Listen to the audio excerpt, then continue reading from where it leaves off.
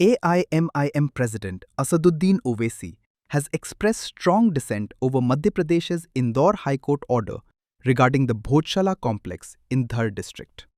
He also drew parallels between the current legal proceedings and the Babri Masjid case. तो सबसे पहली बात तो यह है कि 700 साल से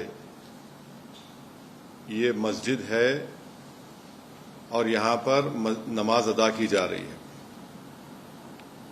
दूसरी बात यह है कि ये क्यों कह रहा हूं मैं, इसलिए कि ये वक्फ बाय डेडिकेशन है और इसको धार के उस वक्त के अर्सवाइल स्टेट ने इसको मुसलमानों के लिए दिया और वहां पर मस्जिद में नमाज पढ़ रहे हैं। दूसरा पॉइंट यह है कि 1904 में कलेक्टर ने इसको रिलिंक्विश किया और वो एक्ट था सेक्शन 4 and 13 ऑफ 1904 एक्ट। तीसरा बात यह है जो आपको समझने की जरूरत है, जो हम पे उंगली उठा रहे हैं, धार स्टेट गजीट है 1935 का, उसमें ये बताया गया है कि ये जगह मस्जिद है और गवर्नमेंट ने इसको रिलिंक्विश किया, गार्डियनशिप से मुस्लिम कम्युनिटी को दिया और फिर 1985 में ऑफिशियल गजीट एंट्री नंबर 62 में उस वक्त के 1954 एक्ट के तहत, वो बंद करो भाई, 1950 एक्ट के तहत ये वक्फ की गजीट भी है। पांचवी बात यह है कि ये प्लेसेस ऑफ वर्शिप एक्ट के भी खिलाफ है।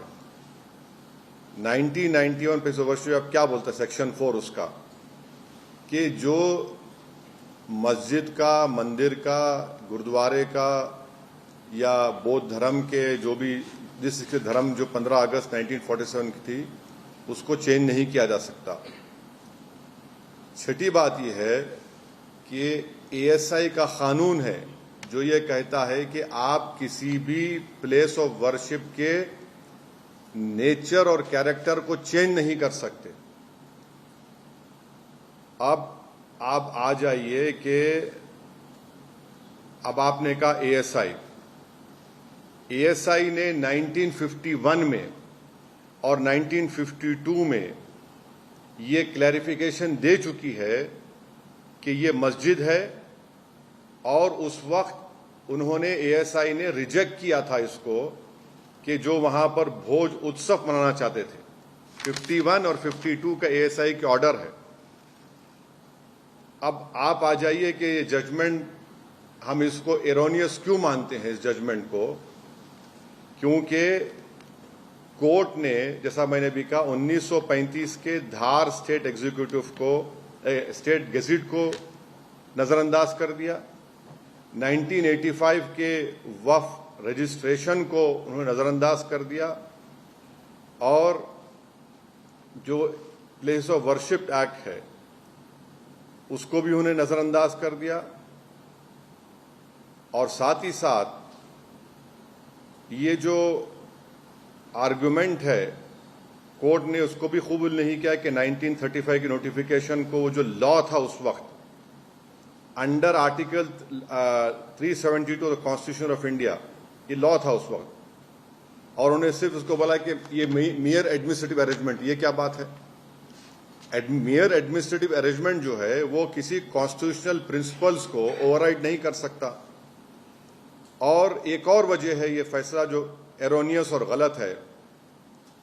मुस्लिम साइड ने ये आर्ग्यू किया था कि जो PIL दाखिल की गई थी, रिट पिटीशन में उन्होंने डिस्प्यूटेड क्वेश्चन ऑफ फैक्ट उठाए जो आर्टिकल 226 में नहीं लिए जा सकते, क्योंकि एक्स्ट्राऑर्डिनरी जुरिसडिक्शन जो होता है आर्टिकल 226 में, कोर्ट एक ऑर्डर पास नहीं कर सकता डिक्लेरेशन ऑफ पोजेशन और टाइटल के ऊपर।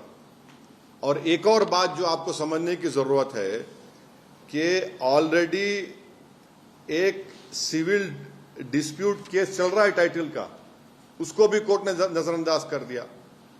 टाइटल का सिविल डिस्प्यूट चल रहा है। एक और बात आपको समझने की जरूरत है कि